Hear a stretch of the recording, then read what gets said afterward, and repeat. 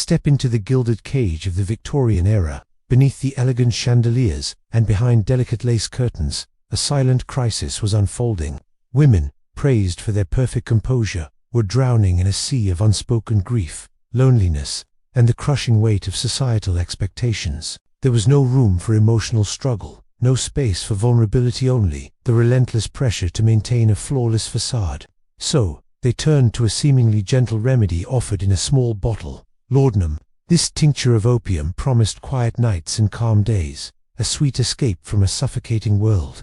But this relief was a gilded poison, slowly leading to dependency and a muted existence. This is the story of the quiet desperation of Victorian women and the secret sacrifices they made to survive. Behind the velvet curtains and glowing chandeliers of Victorian England, a quiet rhythm pulsed beneath the polite laughter and soft music. It was the rhythm of breath slowing, nerves unwinding, and minds slipping into a strange, seductive calm. Far from the dark alleyways and opium dens, addiction wore lace gloves and silk gowns. It didn't shout, it whispered. It didn't scandalize, it hid politely behind perfect manners. While the world admired the grace of Victorian womanhood, countless women were silently relying on a small amber bottle filled with liquid comfort laudanum. In the 19th century, laudanum wasn't a secret poison. It sat openly on pharmacy shelves, praised by doctors and trusted by families. A mixture of opium and alcohol, it was prescribed as casually as we might use cough syrup today.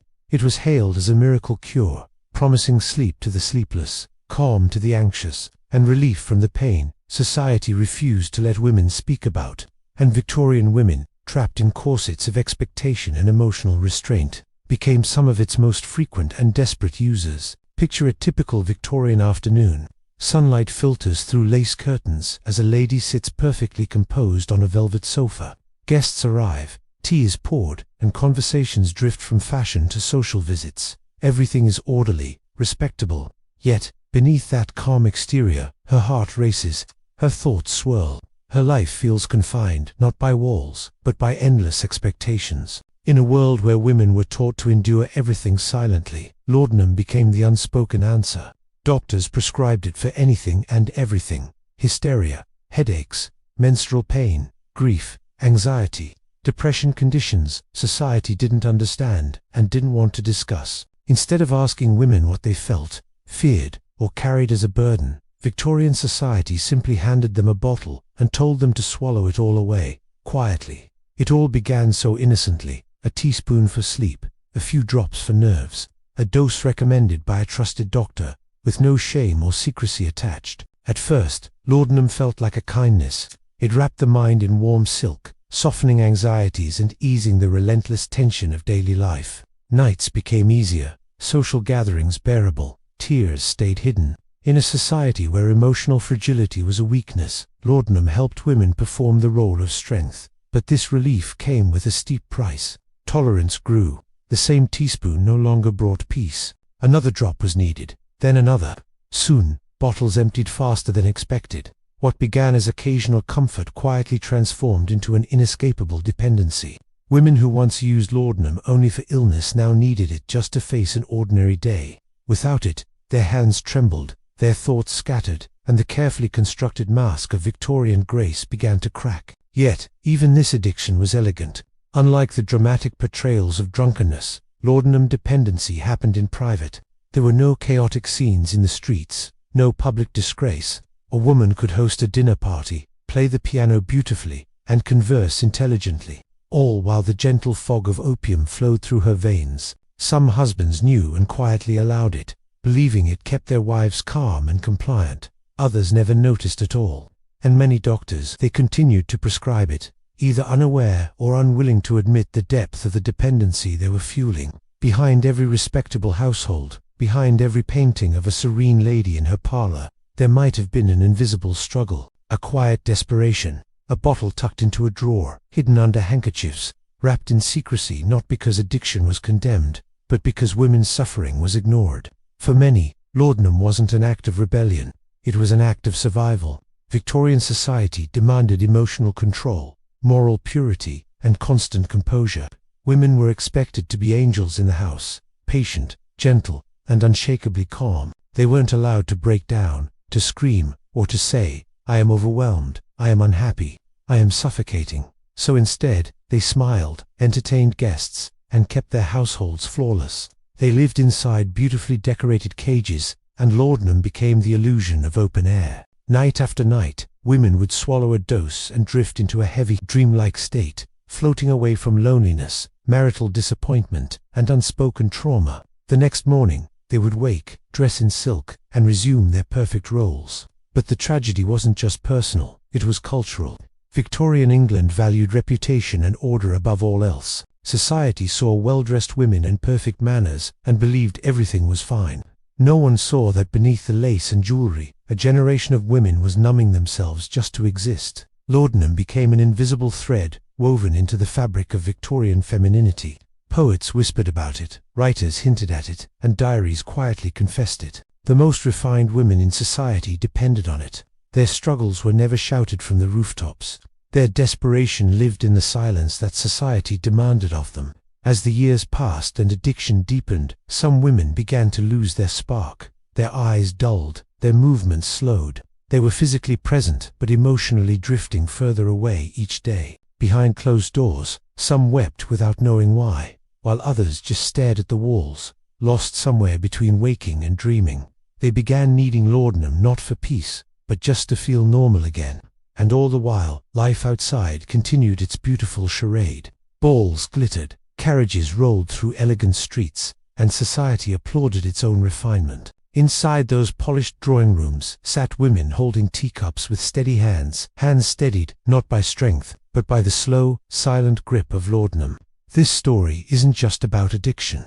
It's a reflection of a society that chose appearance over humanity, a world that gave women luxury and status, but denied them emotional freedom. It's a story about women trying to breathe in a world that refused to let them exhale. If you could walk quietly through a Victorian mansion late at night, long after the music has faded and the polished conversations have fallen silent, you would witness a very different world. The chandeliers would be dimmed, the laughter gone.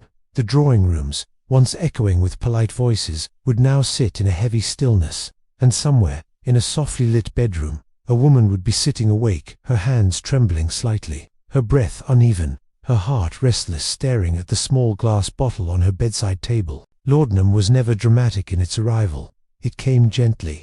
It waited patiently, a silent promise beside lace pillows and velvet drapes. Women reached for it, not out of wild desperation, but in a moment of quiet resignation. A teaspoon, a swallow, a burn of alcohol, followed by a spreading warmth. And slowly, all the thoughts that had been running like wild horses through her mind would begin to slow, to soften, to blur. Worries dissolved. Expectations loosened their grip. The constant, exhausting demand to be perfect faded away, and in its place came an artificial peace that felt dangerously close to relief, dangerously close to freedom. Doctors had normalized it so deeply that addiction wasn't seen as addiction at all. It was just dependence, a habit, or a nervous constitution. A woman who consumed laudanum wasn't judged as weak or immoral. In fact, she was often seen as delicate, refined, and sensitive, exactly what Victorian society expected women to be. And because of that, the greatest danger of laudanum wasn't the scandal, it was the acceptance. There is something hauntingly tragic about a society where pain is not allowed to exist openly. Victorian women lived under an invisible, crushing pressure. They were expected to carry grief with elegance, heartbreak with dignity, and emotional suffering with a smile. When husbands were distant, they were to remain loyal. When loneliness struck, they were to fill their lives with quiet hobbies. When motherhood became overwhelming, they were to embrace it silently. And when their minds began to fracture under this weight, society handed them laudanum and called it help. So laudanum found its way into childbirth recovery, into postpartum depression, into the anxiety after miscarriages, and into the grief after losing a child, the pain that Victorian society simply did not know how to comfort. Women who had lived through emotional storms with no support found solace in that amber bottle when nothing else could soothe them. Some had lost babies, yet were expected to continue smiling at tea parties. Some endured loveless marriages, yet were praised for being dutiful. Some were trapped in homes where wealth existed, but affection did not. Laudanum whispered, "You don't have to feel all of this," and they listened. Night after night, as the city slept beneath a blanket of fog and the gas lamps flickered like tired eyes in the dark, Countless women lay in bed, suspended between reality and dream, floating in a quiet numbness. They weren't fully asleep, not fully awake, just drifting. Time lost its meaning. Thoughts slowed to a gentle crawl. The world softened. Tears never had the chance to fall, because emotions dissolved before they could break free. And yet, as peaceful as it felt, Laudanum was never truly kind. It took something each night, something subtle at first. A little clarity, a little brightness, a little energy, then more. Days became heavier, mornings became harder. Memory began slipping like silk through fingertips. Smiles became automatic rather than genuine. Women stopped feeling pain, yes, but slowly, they stopped feeling joy as well. Addiction rarely announces itself. It arrives disguised as comfort. Months would pass, maybe years, and the gentle nightly dose became essential. Without it, the world felt too loud, too sharp, too real. The quiet, heroic strength that Victorian women had forced themselves to maintain now depended entirely on a liquid crutch. What society interpreted as a calm temperament or impressive composure was often just laudanum at work. Behind mirrors brushed with powder and rouge, behind eyes lined beautifully and lips smiling softly, many women were fading internally. Their laughter became echoes, their energy grew thin, their emotional world turned pale. They moved like beautiful ghosts inside their luxurious houses. Relationships changed too. Some husbands noticed something was different, but they didn't understand it. Their wives seemed distant, strangely detached, their thoughts drifting even in the middle of a conversation. They appeared calm, yes, almost too calm. Their emotional reactions were dulled. Their spark had dimmed. They were physically present, impeccably dressed, perfectly mannered, but emotionally, they stood somewhere far away, behind an invisible fog. Some husbands didn't mind. A subdued wife was easier to manage in a patriarchal society. Others felt confused, maybe lonely in their own way, yet lacked the emotional language to ask, "Are you okay?" Victorian masculinity didn't allow for that kind of vulnerability either, and so, silence met silence. Loneliness met loneliness. Two people shared the same house, but lived in different worlds. Women, too, gradually noticed the cage tightening around them, not the external cage of societal expectations this time, but an internal one. They realized they could no longer function without laudanum. Their bodies demanded it. Their minds craved it. Without it, the world felt unbearable. Their hands shook. Their hearts raced. Their thoughts became chaotic. Sleep refused to come.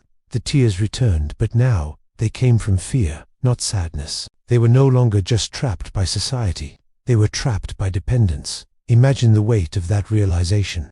A woman who had once been proud, graceful, and admired, suddenly discovering that her calm was not her own anymore. That her strength came from a bottle. That her peace was borrowed. That her survival depended on something that was slowly destroying her from the inside. And yet, she couldn't ask for help. Because what would she say? "I cannot cope with the life society has forced on me. I am drowning in expectations. I am exhausted from pretending."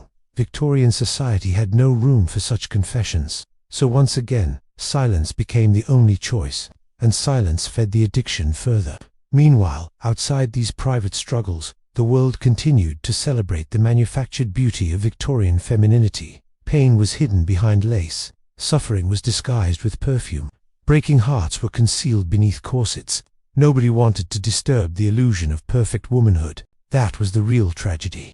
Not just that women used laudanum, but that they had so few alternatives. No therapy, no emotional support networks, no language to express mental health struggles, no social acceptance of vulnerability, only expectations, only silence, only a small glass bottle promising an escape.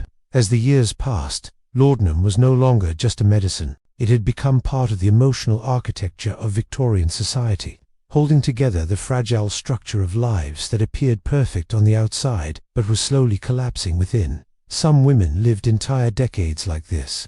Some grew old like this. Some never escaped.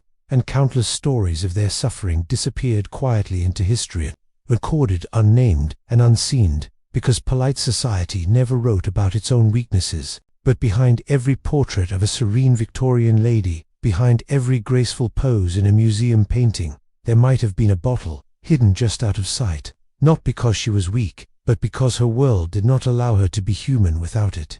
While Victorian society admired itself in polished mirrors, proud of its discipline, elegance, and moral superiority, a strange irony lingered quietly in the background. The same culture that condemned public vice was silently dependent on a private addiction. Respectability mattered more than reality. Image mattered more than well-being. Women were praised for being the gentle angels of the home, but no one questioned what it cost them to appear that perfect every single day. And so, laudanum did not just belong to the anonymous, ordinary women of Victorian streets and suburbs. It also lived in grand estates, royal palaces, and literary circles. Some of the most celebrated women of the era, the ones whose names survived in books and journals, also knew the taste of laudanum all too well. Writers, poets, artists, society ladieswomen who were intelligent, creative, and deeply emotional in a world that allowed them only limited space to express themselves. One of the most haunting realities of the Victorian era is how many of these celebrated women turned to laudanum not because they were weak, but because they were deeply feeling human beings in a society that punished emotion. Women who felt too much, questioned too much, or thought too deeply often found themselves crushed beneath the weight of expectations. Laudanum offered them a brief doorway away from overwhelming thought, a moment of silence in a mind full of storms. The literary world saw this clearly. Victorian literature is filled with subtle references to laudanum, opium, and emotional numbness. Not loud warnings or public scandals, but quiet acknowledgments. Writers knew, they observed, they saw the truth hidden behind silk curtains and decorative smiles. Some women wrote secretly about it in diaries that would only be discovered long after their deaths. Pages inked with confessions no one of their time was allowed to hear. Words like, "I cannot sleep without it. My nerves will not calm unless I take my drops. I do not know who I am anymore without the medicine." These were not dramatic exaggerations. They were slow cries for help, written in private, whispered onto paper, because society gave them no other place to speak. Meanwhile, doctors continued prescribing laudanum like a solution to everything. A restless night, laudanum. Emotional distress, laudanum. A woman overwhelmed by her life, laudanum.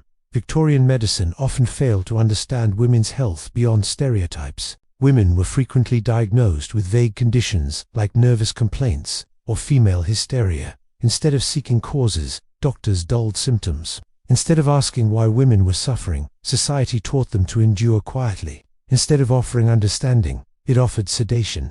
And slowly, laudanum became not just a drug, but an institution, a tradition. A silent companion passed from one generation of women to another. Daughters saw their mothers relying on it. Young women watched older women sip from the mysterious medicine bottle. Girls grew up learning that when life becomes overwhelming, when emotions rise, when sorrow becomes too heavy to carry, the answer was not to speak, not to question, not to rebel, but to numb. And that may be the saddest inheritance of all. Imagine a small Victorian girl growing up in a grand home. She sees her mother as graceful, elegant, admired by society. She sees perfect dinners, flawless social events, a home glowing with refinement. But she also sees her mother retreat sometimes to her room, closing the door gently behind her. She sees the shadows under her eyes. She hears faint weeping through the walls. She notices the little bottle always nearby.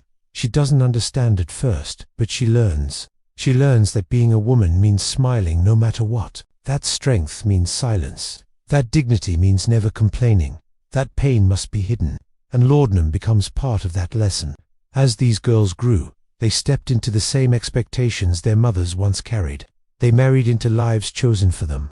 They slipped into roles designed long before they were born. And when the weight became too much, when loneliness crept in, when exhaustion settled deep in their bones, they reached for the same solution. Because that is what Victorian society did best. It repeated itself. Behind every wealthy lady sipping tea at a social gathering may have been years of emotional exhaustion. Behind every dutiful wife hosting a polished dinner party may have been a sleepless night survived only through laudanum.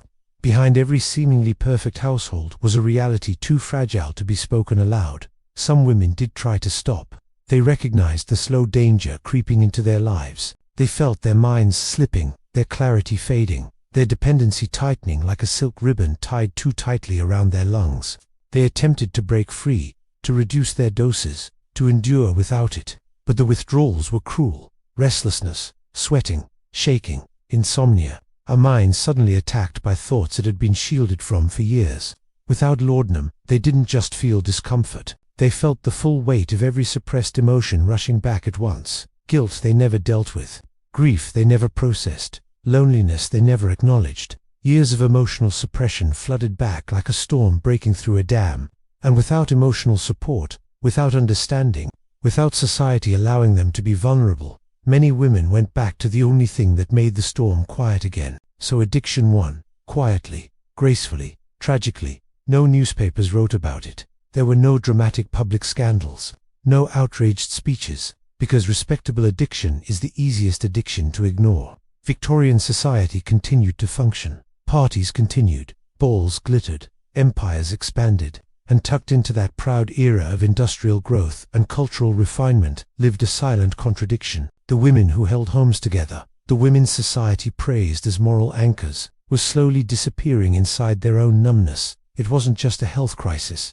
it was a human tragedy, a tragedy born not from individual weakness, but from a society that refused to listen. Society didn't see addicts, it saw perfect wives, perfect mothers, perfect daughters, but perfection was a mask soaked in laudanum, and when a civilization demands perfection, it must also accept the price. In the end, laudanum became both a symbol of Victorian brilliance and Victorian failure. It revealed the beauty of the era's surface and the pain buried beneath it. It exposed the cost of demanding quiet suffering instead of allowing honest vulnerability. Behind every elegant Victorian drawing room, behind every shimmering chandelier, behind every beautifully dressed lady with flawless manners, there may have been a quiet, trembling soul, fighting battles no one allowed her to speak about, finding comfort in the only place society permitted, a small bottle of liquid silence. As the Victorian era marched on, society painted itself as a masterpiece of discipline, morality, and refinement. The world saw grand mansions, glittering banquets, and perfectly mannered families, but beneath this polished surface, invisible cracks were widening. Inside many of those elegant homes, quiet tragedies unfolded, gently and silently, like candle flames fading one breath at a time. Laudanum, once just a medicine tucked into drawers, had become a hidden force, shaping relationships, emotions, and destinies. Behind the closed doors of drawing rooms, marriages began to change in ways no one dared to discuss. Imagine a husband sitting across from his wife at dinner. He watches her speak softly, respond politely, and smile with perfect grace. Yet, he feels an unexplainable distance between them. Her eyes look the same, but something inside them has dimmed. Her laughter sounds pleasant, but it lacks the warmth it once held. She is there, physically present, immaculate as always, but emotionally, she is somewhere far away, moving through life like a shadow. At first, many husbands failed to understand. Victorian men were not raised to analyze emotions. They valued order, routine, and a smoothly run household above all else. Their wives were calm, their homes were peaceful. There were no dramatic arguments, no chaos, no disobedience. From the outside, it looked like marital success. But emotional distance doesn't always scream. Sometimes, it simply grows like ivy, quietly covering the walls of connection until nothing familiar remains. Laudanum did that. It smoothed away pain so effectively that it smoothed away passion. It erased anxiety, but often erased joy along with it. It calmed the heart, but it also muted love. Husbands began to sense an emptiness creeping into their relationships, silence born not of comfort, but of deep, unseen separation. Their wives didn't argue or cry or protest, but they also stopped truly engaging. Conversations grew shorter, affection became mechanical, their emotional presence simply faded away. This is one of the most tragic aspects of laudanum dependency. It didn't destroy loudly, it erased quietly. Children, too, felt this change in ways they couldn't explain. A child might be playing on the floor, glancing up at their mother seated in a beautiful chair, her hands folded delicately, her posture perfect, yet her gaze distant. She would smile, speak gently, maybe brush a hand across their hair. But the warmth of genuine attention, the spark that makes a child feel truly seen, was flickering faintly. A child doesn't have the words for emotional absence, but their heart feels it deeply. Many children grew up with mothers who loved them, but were slowly drifting behind laudanum's veil. These weren't neglectful villains. They were women slipping away in silence, held by a dependency society never taught them to fight. And then there were the darker outcomes. Because laudanum, like any addictive substance, doesn't respect social class, wealth, or a moral image. Dependence tightens its grip over time, turning a nightly comfort into a daily need, turning graceful composure into quiet deterioration. Some women began to lose control. A spoonful became two, drops became gulps. Nights of escape turned into days of numbness. Their minds slowed, their bodies weakened, their health declined. If you look closely at Victorian death records, they tell a story society never admitted publicly. Behind phrases like nervous collapse, exhaustion, female weakness, or sudden illness, the whispers of history tell of accidental overdoses and lives lost quietly behind bedroom curtains. Some women simply passed away in their sleep, their hearts slowing under the weight of a drug that once promised peace. Their families mourned respectably, society sent condolences, but the truth rarely traveled beyond private whispers. Yet, the tragedy wasn't only in the lives that ended, it was also in the lives that continued, half awake, half lost, half living. Women who once had dreams, intellectual sparks, and passions for art, music, or conversation, gradually surrendered those vibrant parts of themselves. They became silent companions to their own numbness, existing but not fully alive. They attended dinners, smiled in photographs, and upheld their roles. But internally, their world had faded to muted colors, and society applauded them for it. A calm woman was considered admirable. A quiet woman was praised. A compliant, undemanding, emotionally subdued wife was seen as the ideal. Victorian values rewarded the very state that Laudanum created. So instead of sounding alarms at this emotional numbness, society celebrated it. Instead of questioning why women were fading, it praised them for being so well behaved. The hypocrisy is breathtaking. Victorian values preached morality and virtue while ignoring immense suffering. They glorified feminine gentleness while suppressing feminine humanity. Of course, some women became painfully aware of the cage closing around them.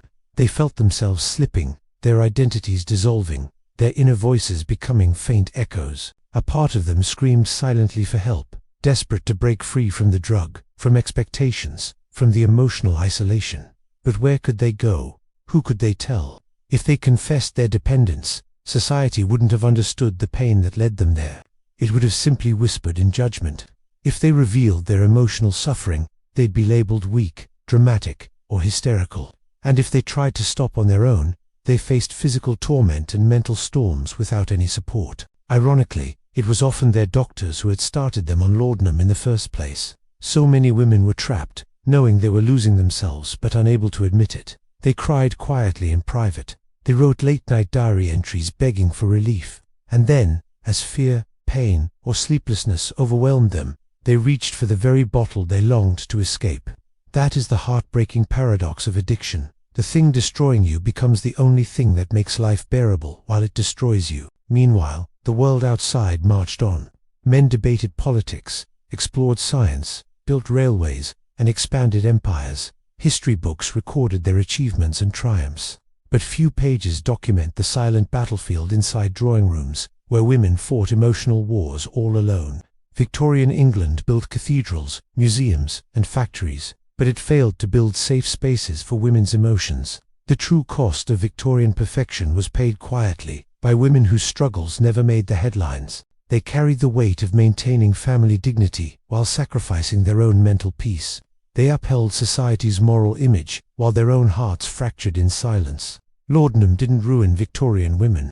It revealed how deeply Victorian society had already failed them by refusing to let them feel openly, by denying them emotional expression, by turning their pain into shame, and by replacing support with sedation. So when we imagine those Victorian drawing rooms today, shimmering with elegance and whispered conversation, we must remember the unseen reality. Behind the silk gowns and polished manners were women holding themselves together with fragile strength and liquid silence. Women who looked perfect but were quietly unraveling. Their lives teach us something powerful. When a society demands silence instead of understanding, when it values image over humanity, and when it forces people to hide their pain instead of healing it, addiction doesn't appear as rebellion, it appears as survival. And in Victorian drawing rooms, survival often tasted like laudanum. As the Victorian era marched on, a strange paradox took hold. On the outside, society grew brighter, busier, and louder. Railways sliced through landscapes, factories roared with new machines, and grand exhibitions celebrated human achievement. But while the world saw progress everywhere, it didn't reach every human heart equally. Men gained power, movement, and ambition. Women gained expectations, responsibilities, and silence. And into that silence, laudanum flowed like a dark, quiet river beneath polite civilization. Inside elegant homes, grief settled like dust unnoticed and rarely discussed. Victorian life was incredibly fragile. Child mortality was heartbreakingly common. Illnesses could strike without any warning. Mothers lost babies, sometimes more than one, and were expected to cry politely, grieve gracefully, then resume their duties with composed dignity. A mother could bury a child in the morning and pour tea for guests that same afternoon, because society demanded strength without visible sorrow. But grief doesn't just disappear because society refuses to look at it. So many mothers carried wounds that never healed.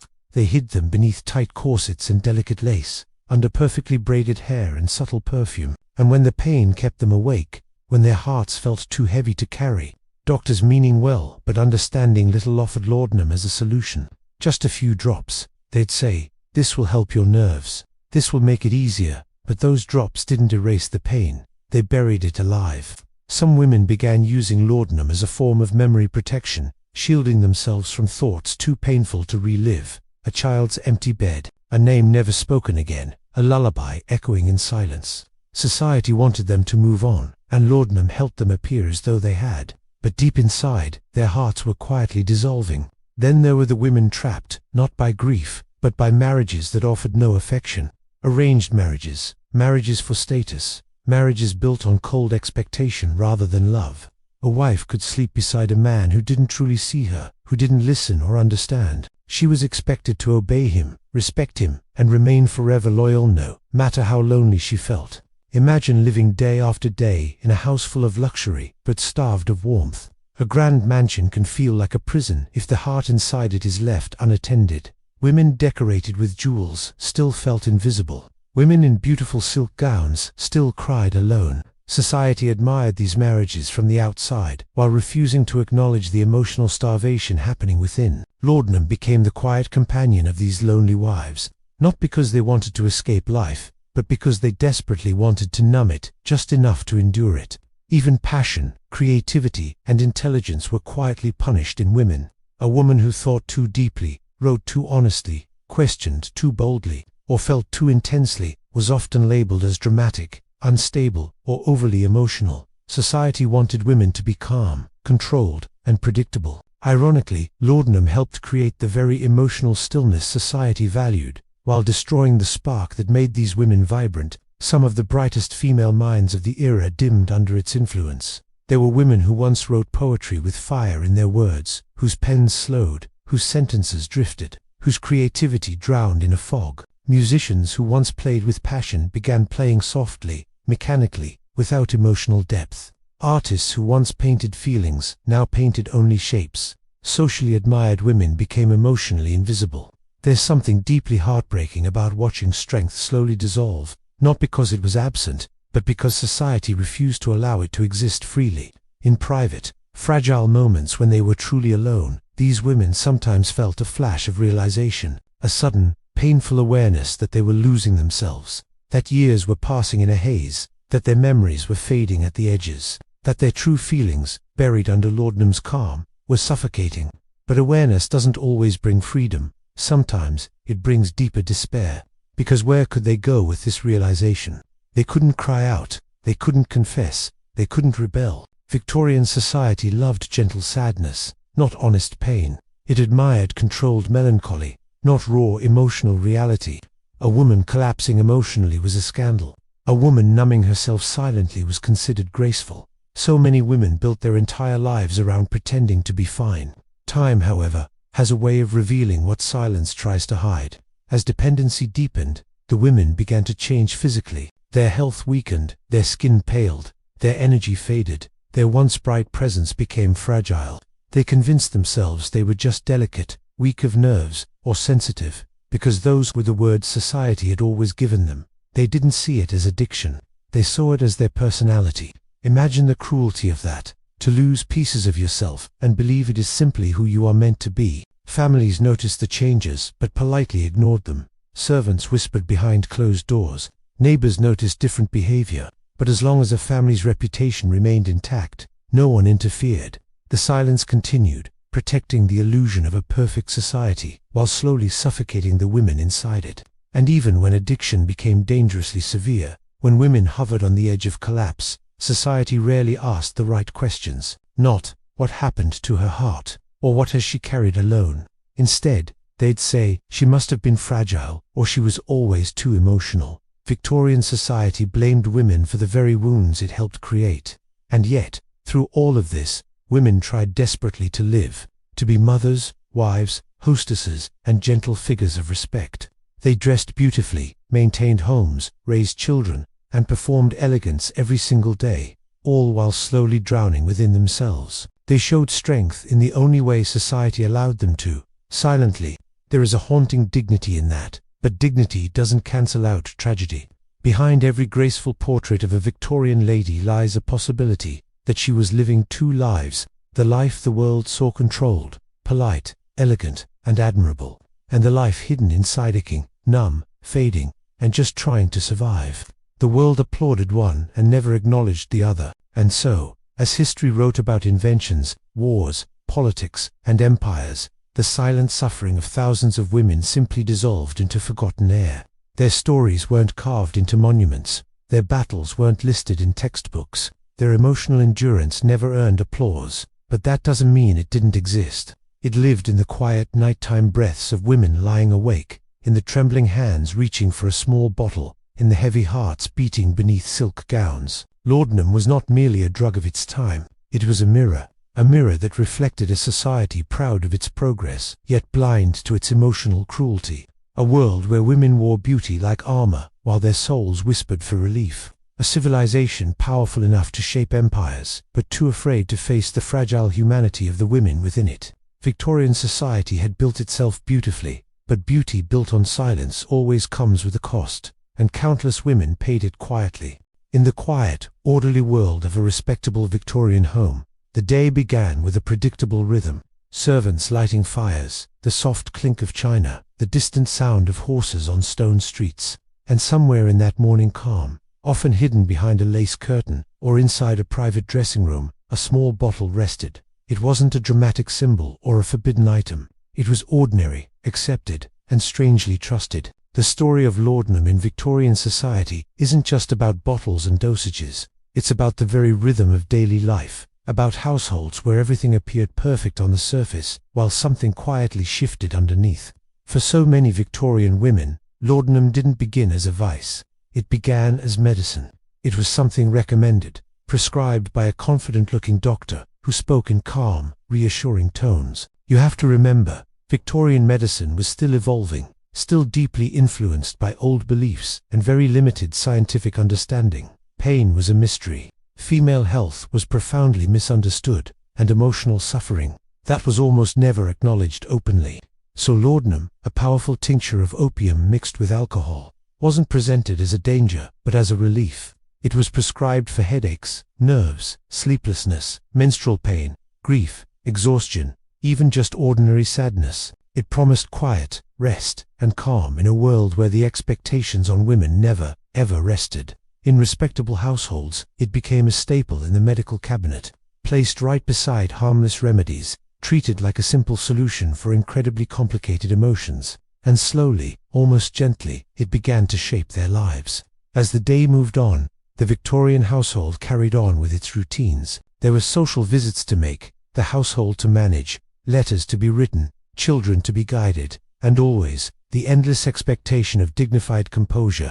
Women were expected to remain balanced and graceful, to be elegant even in their suffering, to endure without showing a single crack in their facade. And for those struggling beneath that immense weight, laudanum felt like a small mercy. A few drops could soften the hard edges of reality. It quieted racing thoughts. It blurred emotional pain just enough to make the day manageable. It allowed them to remain composed in drawing rooms, to be generous at social gatherings, and polite during long, draining conversations. To any outside observer, these women appeared perfectly controlled, dignified, and serene. Inside, however, something subtle was beginning to change. Dependence rarely happened suddenly. It crept in quietly, over weeks, months, and sometimes years. A dose taken occasionally for a headache became a dose taken regularly to face the day. Relief slowly transformed into reliance. The very feeling of normalcy started to feel connected not to their own natural strength, but to the presence of laudanum. And because Victorian society demanded emotional restraint, many women never spoke openly about their growing dependence. There was no dramatic confession, no loud admission of a problem. There was just continued, dignified silence. Even husbands often didn't fully understand what was happening. They might notice their wife's fatigue or her increasing fragility, but society had already told them that women were naturally delicate, naturally emotional, naturally frail. So instead of alarm, there was acceptance. Instead of a warning, there was a quiet reassurance that this was simply how women were. This image of the delicate woman was romanticized everywhere in literature, poetry, and art. Poems spoke of fainting heroines and fragile beauties, of sorrowful souls draped in elegance. In some circles, illness and sensitivity were even considered refined, desirable traits. Within this cultural mindset, laudanum use seemed to fit perfectly. It didn't clash with expectations. It quietly helped women meet them. No one questioned too deeply why so many women seemed exhausted, or why so many needed an artificial calm just to function. They were simply expected to remain beautiful, controlled, and softly suffering. Society didn't ask what it cost to maintain that image. Meanwhile, doctors continued to prescribe laudanum with absolute confidence. Medical advertisements in newspapers and magazines casually promoted it as a cure. Pharmacies displayed it openly on their shelves. There were no bold warning labels, no public health campaigns against addiction. Most people didn't even have the language to describe dependence as we understand it today. Addiction wasn't seen as a medical condition needing careful treatment. It was often viewed as a moral failing, a sign of personal weakness. And here lies the heartbreaking irony. The very people who were encouraged to use laudanum by their doctors and their culture were later silently judged for relying on it. When their tolerance increased and they needed higher doses, the blame rarely fell on the drug itself. Instead, society quietly assumed weakness, emotional instability, or some kind of personal failing on the woman's part. Inside the elegant drawing rooms of Victorian homes, the conversations continued as if nothing was wrong. Guests arrived, laughter floated through the candlelit air, music played softly from a piano in the corner. Women smiled with perfect composure, their posture immaculate. Yet behind that flawless performance, many were managing their existence with measured drops from a small bottle hidden away in a nearby drawer. They weren't rebels or thrill-seekers. They were simply trying to remain functional in a world that allowed them almost no emotional freedom. This quiet desperation was never chaotic. It was calm, controlled, and almost completely invisible. As evening approached and the world grew quieter, the effects of laudanum often shaped the night. For some, sleep became entirely dependent on it. Without it, the nights were long, restless, and filled with a kind of anxiety and dark thoughts they were never permitted to express during the day. With it, sleep came gently, dreamlike, wrapped in a soft, chemical haze. But even their rest was no longer natural. It was guided by a substance. The boundary between choice and necessity had completely blurred, and so another day ended, appearing graceful and perfect on the surface, but silently managed from beneath. Generation after generation, this pattern formed a quiet, unwritten chapter of Victorian life. It didn't appear in official speeches or shape grand political events. It rarely erupted in scandalous headlines. Instead, it rested silently within the home, within the drawing room, within a carefully preserved and suffocating elegance. It was an unseen thread woven deep into the fabric of society. In the end, laudanum wasn't just a substance. It became a symbol of an entire era. An era of repression, of impossible expectations wrapped in beauty, of an emotional silence hidden behind a veneer of social perfection. It represents a time when help came not through conversation, support, or emotional understanding, but through a bottle, quietly accepted as the only available solution. The women who held those bottles were not reckless or foolish. They were ordinary people living under extraordinary pressure, using what their world, their doctors, and their culture told them was safe. This was the quiet desperation of the Victorian drawing room, lives that appeared serene yet depended on invisible support, emotions that were never permitted to speak yet were constantly soothed into silence, and a society that admired perfection without ever asking the true cost required to maintain it. In the grand estates of Victorian England, a quiet story was unfolding. one written not in public scandals but in whispered fears and hidden dependencies. While the world outside buzzed with progress, inside the drawing rooms, the soft clatter of teacups often masked a silent tension. Women, adorned in lace and silk, moved with flawless grace, their manners impeccable. But beneath this polished surface, a secret accomplice named Laudanum was at work, keeping nerves calm and hearts from breaking. This was a generation of women trained to endure without complaint. They were praised for their patience and admired for their composure. But this praise came at an invisible cost, measured in sleepless nights and trembling hands. Mothers were expected to nurture endlessly, wives to manage households with unwavering grace, all while suppressing their own fears and disappointments. Laudanum became a bridge between suffocation and survival. It wasn't a rebellion, it was a tool, a mechanism for endurance in a world that offered no emotional release. For many, taking it was a private ritual, a carefully measured teaspoon of the amber liquid, a slow warmth spreading through the body, quieting a racing pulse. One swallow could transform anxiety into calm, grief into forgetfulness. But with this temporary peace came the slow erosion of self. What started as occasional relief soon became a quiet dependency. A few drops after a stressful day turned into a nightly necessity. The body adapted, tolerance grew, and more was needed. A teaspoon became a tablespoon. Soon, nights were reliant on it, and mornings were a struggle through its hazy aftereffects. The fog of this chemical calm began to blur the lines between natural strength and induced stability. Women started to measure their resilience, not by their inner fortitude, but by their ability to function with Laudanum's help. This subtle dependency altered the very fabric of Victorian life. A mother on Laudanum could still appear attentive, but the spontaneous warmth her children needed began to fade. A wife could still host guests flawlessly, but the spark of intimate connection with her husband might dim. Society applauded the seamless exterior, but the internal world of these women was becoming a landscape of muted emotions and quiet survival. The psychological weight was immense. The first thought upon waking was often, "Will I have enough to get through the day?" Each dose was a moment of relief, but also a quiet surrender. This wasn't the chaotic addiction often portrayed in sensational novels. It was quiet, contained, and socially invisible. In a society that celebrated emotional control, this invisibility was both a shield and a trap. As tolerance increased, the emotional consequences deepened. The world itself started to feel less vibrant. Joy lost its color, curiosity dimmed, and spontaneous laughter became a distant memory. Women who were once intellectually sharp or creatively inspired found their inner worlds shrinking, their passions dulled. Their identities became tangled with the very substance that offered them refuge. When we look back at history, it's easy to miss this subtle tragedy. Portraits immortalize Victorian women as icons of elegance, poised gracefully in polished drawing rooms. But within those same households, countless women were fighting invisible battles. Their struggles weren't dramatic. They were internal and unacknowledged. Yet, these quiet battles shaped entire lives, influencing choices, relationships, and the very nature of domestic reality. Every social interaction carried the weight of this hidden dependency. Hosting a dinner party, attending church, or visiting friends required a performance of outward calm. Behind every measured smile and gentle word, many women were carefully managing internal turmoil, often with Laudanum's assistance. The effort to maintain this flawless appearance was a full-time job, consuming mental and emotional energy. Children growing up in these homes could often sense an invisible distance.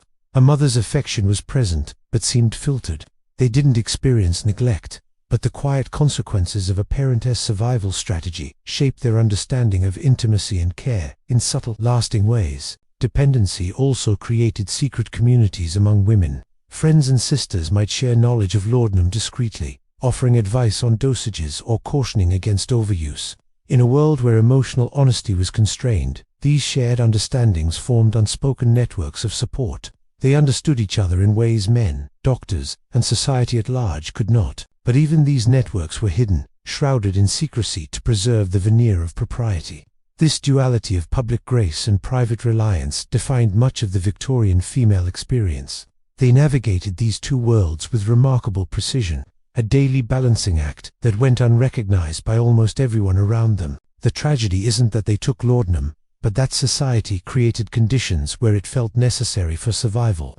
They didn't choose this path out of whim. They chose it because the system offered no other. The cost dependency, muted joy, and internal estrangement was invisible, but it shaped families and social structures from the inside out. The elegance we celebrate in history was inseparable from the hidden suffering that made it possible. Late in the evening, after the drawing rooms had emptied, many women would return to their private spaces. They'd measure the small dose that would grant them sleep, consuming it in a quiet ritual. In that moment, there was no scandal, no drama, only the deep, human need for relief. And as they drifted off, the world continued on, blissfully unaware of the silent compromises that upheld its serene facade. Laudanum was more than a drug. It was a testament to the immense pressures and silences that defined Victorian womanhood. It was a chemical mirror reflecting a society's failure to value and support emotional reality. And in every small, quiet swallow, it carried the immense weight of survival, secrecy, and the hidden cost of perfection. The streets of Victorian England, lit by the soft, flickering glow of gas lamps, seemed to whisper tales of progress and order. But behind the grand facades of London's most elegant homes, a different story was unfolding. In drawing rooms gleaming with polished wood and crystal chandeliers, a deceptive calm reigned. But upstairs, in the private quiet of the bedroom, the invisible struggles of women continued. For countless women, the day was marked by familiar rituals, morning letters, afternoon tea, and a small amber-colored bottle of laudanum. This wasn't a choice of indulgence or luxury. For many, it was an act of survival. It was the only way to endure the relentless pressure of a society that demanded perfection but offered no emotional sanctuary. The expectation was to be graceful, composed, and serene, no matter the inner turmoil. So, they learned to manage a delicate balance. They appeared poised and elegant in public, while privately surrendering their emotional autonomy to chemistry.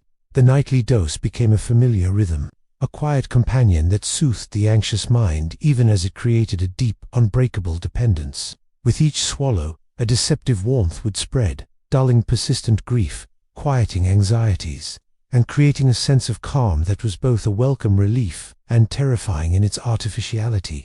The relief was immediate, but the cost was paid slowly, over time. The nights became peaceful, but the days grew less vibrant.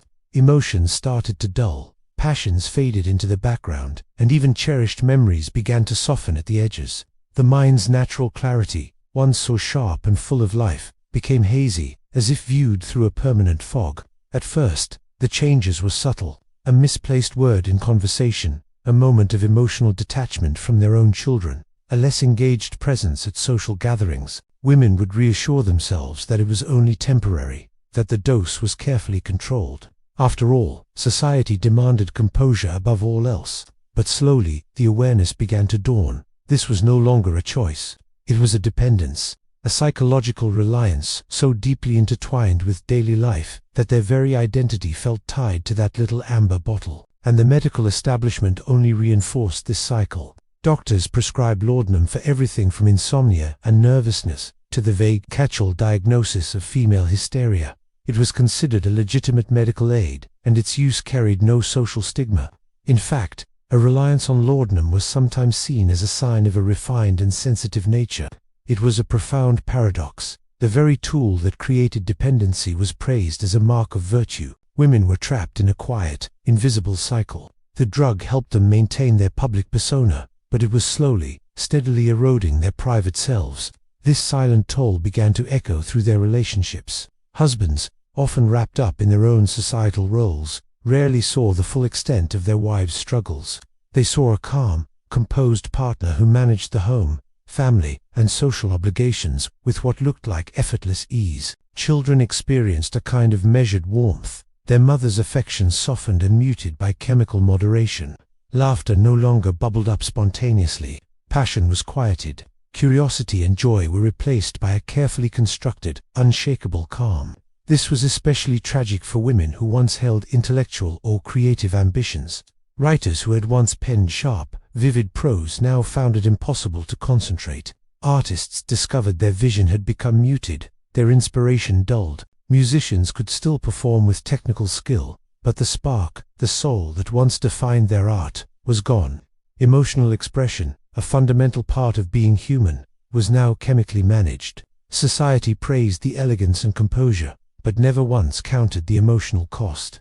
This created a profound sense of isolation. Women were trapped. They needed laudanum to navigate the demands of their daily lives, yet each dose reinforced their withdrawal from reality, from genuine connection, from their own authentic emotions. Moments of true presence became rarer. Conversations flowed, smiles appeared, and all the gestures were graceful. But the essence of the self often felt distant, hidden behind a fog of quiet sedation. Some women recognized the danger. They tried to fight back, to reduce their dosage, to reclaim their clarity and spontaneity. But withdrawal was a cruel punishment. The anxiety returned with a vengeance. The sleepless nights became unbearable. Thoughts and feelings that had been suppressed for so long resurfaced in a torrent. The body, now accustomed to the chemical support, rebelled. Many returned to laudanum, not for pleasure, but simply to survive the withdrawal. The cycle was relentless, silent, and socially invisible. The entire household felt the subtle shifts. Children sensed a gap in their mother's emotional responsiveness. Husbands, constrained by their own expectations, often misinterpreted this calm detachment as a virtue rather than a symptom. Friends and relatives, bound by the strict rules of decorum, could only offer support in whispers or coded language. True communication was stifled, and the cycle of silent struggle continued, generation after generation. Laudanum didn't just sedate, it reshaped perception. It filtered experiences, dampened grief, and altered emotional responses. It allowed women to function, to perform, and to survive, but at a cost that was almost never spoken of. Over time, subtle personality shifts accumulated. Energy dimmed, optimism faded, and their engagement with life softened. The women who appeared the most composed, the most graceful, were often the ones whose inner lives were the most constrained, their vitality surrendered to a chemical aid. Yet, even in the midst of this quiet struggle, these women displayed a remarkable resilience. They ran households, raised children, hosted society events, and performed the endless, demanding rituals of Victorian life. They upheld an image of beauty, order, and social grace, all while navigating their own internal chaos. This quiet strength, so often unrecognized, was extraordinary. The world saw perfection. Only the women themselves understood the true cost, the constant, draining management of their dependency, and the private surrender of their emotional freedom. Even death itself held a quiet tragedy. Some women succumbed to overuse, their bodies weakened by years of chemical reliance. Others simply aged with a diminished vitality, their later years shaded by fatigue, memory loss, and a subtle mental decline. Their public appearances remained polished, but the private toll endured silently. Right until the very end, Victorian society would mourn with all the proper decorum, but it never recorded the true, intimate cost. It never acknowledged the psychological sacrifices made in the name of survival. And so, laudanum remained both a companion and a captor. It was a tool for enduring a world that demanded impossible composure, but it was also a constant reminder that survival often required surrender. Victorian women walked this delicate line every single day, present, admired, and composed on the outside, dependent, fatigued, and quietly struggling on the inside. Their lives were a testament to both human resilience and the subtle cruelty of social expectation. In the quiet moments, when no one was watching, they could see the paradox that defined their existence. The very thing that allowed them to endure was also the thing that diminished them. And yet, they persevered. They survived. They maintained the image the world demanded, hiding a universe of quiet suffering and incredible strength just beneath the surface. In the quiet, elegant drawing rooms of Victorian England, time seemed to stand still. While the world outside pulsed with the rhythm of industry and empire, life inside was a delicate dance of routine, ritual, and the soft, constant ticking of clocks. Women moved through these spaces with a practiced grace, their lives seemingly as polished as the mirrors on the walls. But behind the lace collars and composed smiles, another story was unfolding, one of dependency, private despair, and the silent management of internal chaos. The architect of this quiet struggle was often a small, amber-colored bottle of laudanum, a mixture of opium and alcohol. It was the go-to remedy for everything from a headache to female hysteria. Its use wasn't sensational or dramatic. It was a slow, creeping presence that gradually reshaped both mind and body, with devastating cumulative effects. Physically, the toll was insidious. Long-term use weakened the digestive system, blurred the senses, and stole a person's energy. Sleep, though chemically induced, offered no real rest. Mornings were heavy, movements became slow, and hands would tremble with a fatigue that small tasks couldn't explain. Many women suffered from persistent nausea or digestive distress, but these symptoms were often brushed aside by doctors as mere female delicacy or a case of weak nerves. Their bodies, so graceful on the surface, were quietly betraying an internal strain, like a shadow beneath a polished floor. Mentally, the effects were just as profound. The crisp clarity of thought began to soften. Attention would drift. Emotions that were once sharp and vibrant became muted, as if a fog had settled over memory and imagination. Women would find gaps in their recollection of conversations or recent events. The creative spark, that flash of originality and emotional resonance in art or music, began to fade. The rich, intricate inner world of the self became filtered, partial, and mediated by chemistry. This led to a silent, creeping isolation. A woman could be present at every dinner party and charity event, yet feel an ever-widening gulf between herself and others. Conversations were polite but hollow. Laughter was controlled. Gestures were graceful but restrained. Their own children could sense a distance they couldn't name. Husbands, often interpreting this placid composure as contentment, remained oblivious to the deep emotional shift happening beside them. Even when friends offered discreet advice, the rigid rules of society prevented any open acknowledgement of dependency or suffering. Loneliness became a constant companion, even in a crowded room. The psychological toll was immense. During periods of lower dosage or attempts to quit, anxiety and depression would return with a vengeance. Women wrestled with guilt for relying on this chemical crutch, and a deep shame for losing control over their own minds. They lived in fear of judgment from a society that demanded perfection but offered no real understanding.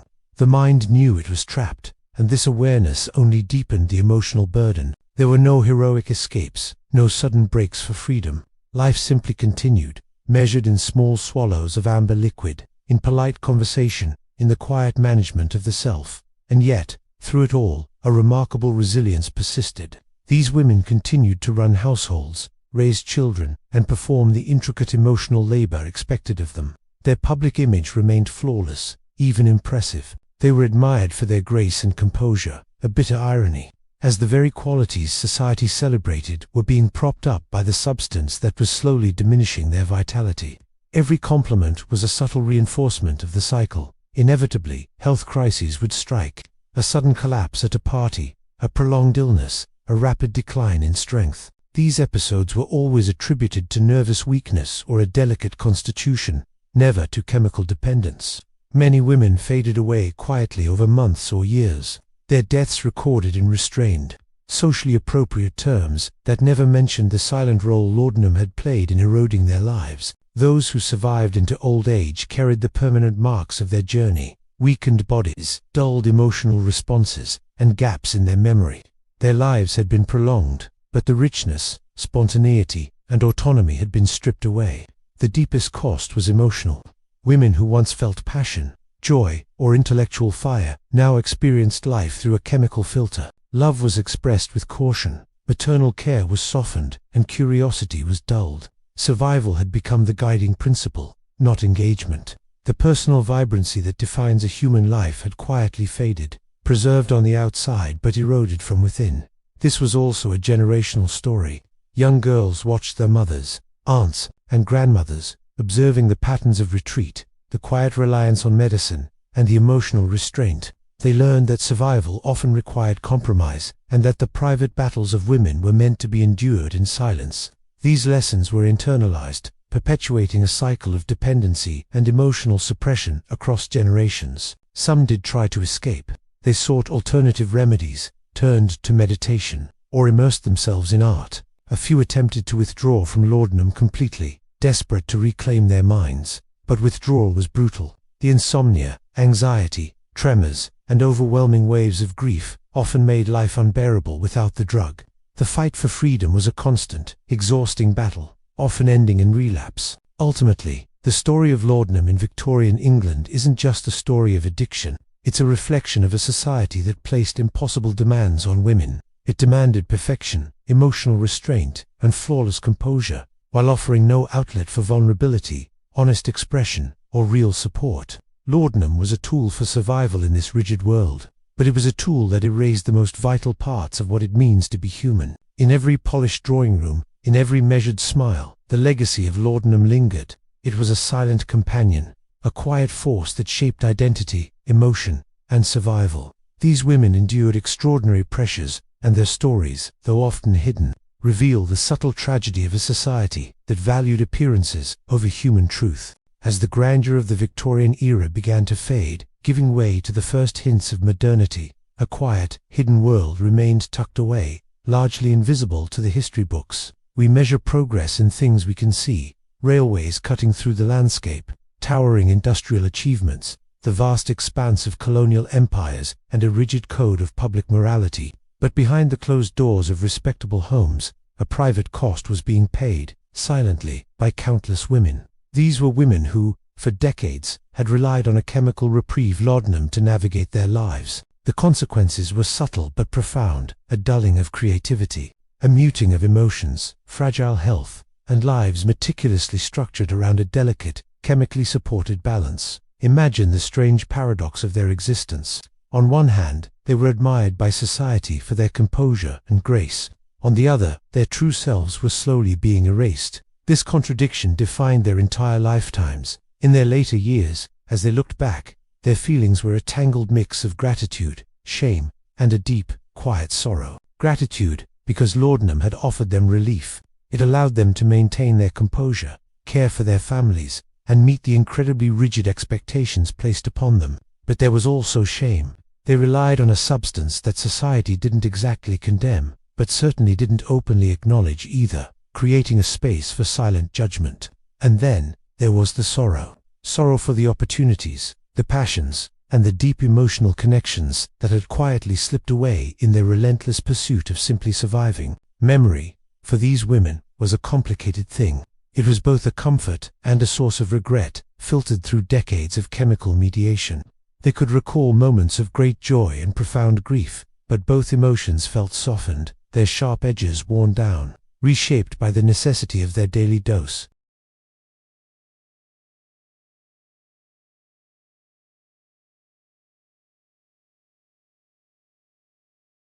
Some learned the art of graceful suppression from their mothers, mastering the same measured emotional responses. Others sensed a gap, a maternal detachment, a faintly distant smile, a quiet absence, and came to see it as normal. So, the relationships they built carried both the beauty of their endurance and the hidden cost of their chemical survival.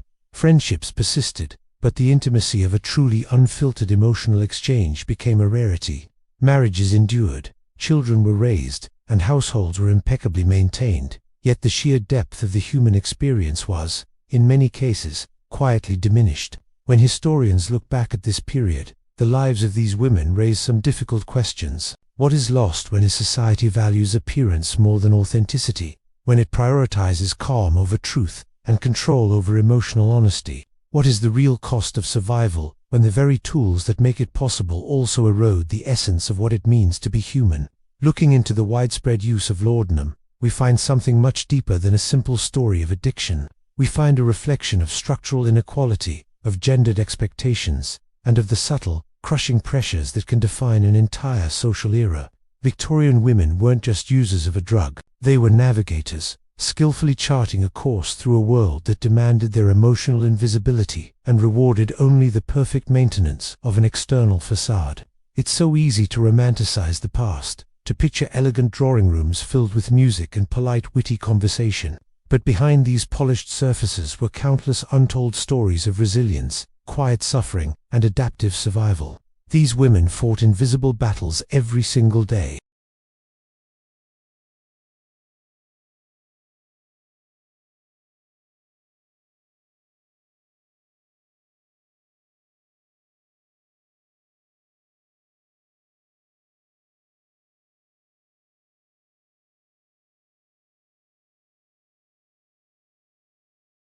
Of course, not every story ended the same way. Some women did manage to escape their dependency, whether through new medical interventions, a painstaking process of gradual reduction, or sheer force of will and personal determination. But others never fully untangled themselves from the cycle.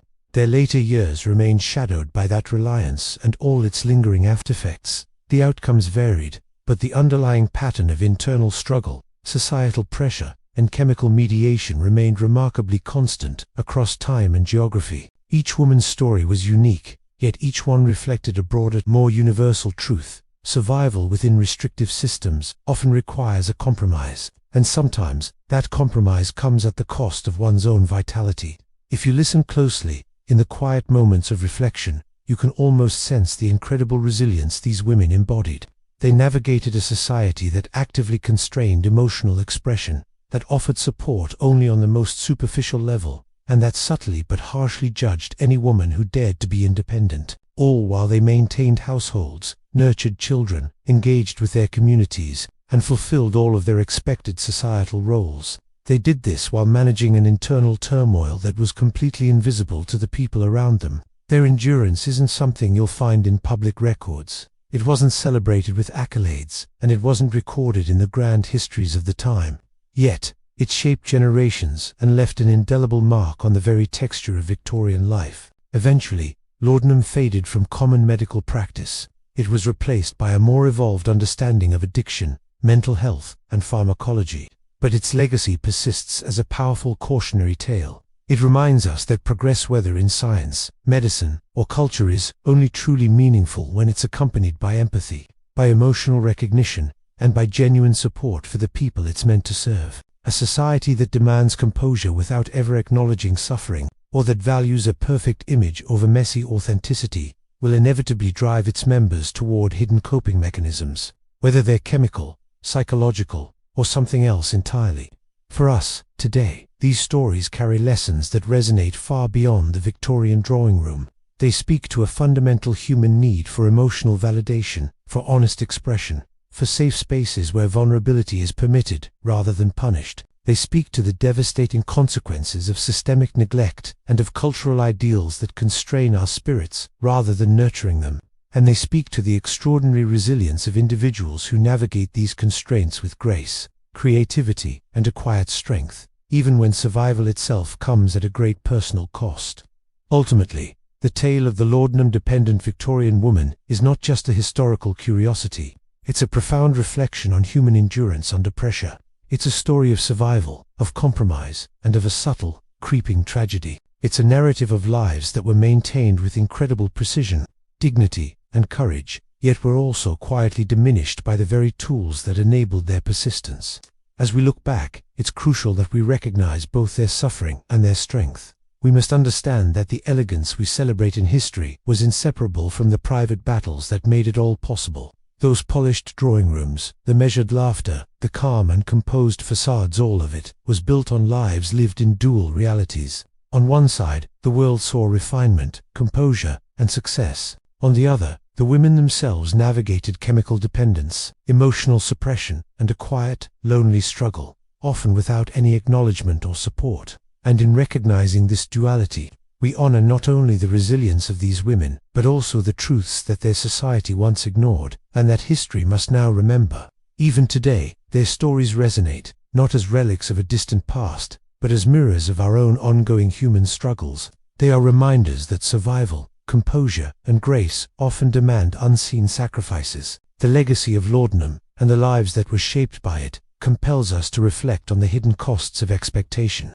the fragility of human endurance, and the profound resilience required to navigate systems that reward external perfection while neglecting our internal well-being. In the final measure, the Victorian women who endured, who survived, and who maintained their dignity amidst a quiet dependence, left behind a story of human complexity, perseverance, and the delicate, often painful, balance between survival and self.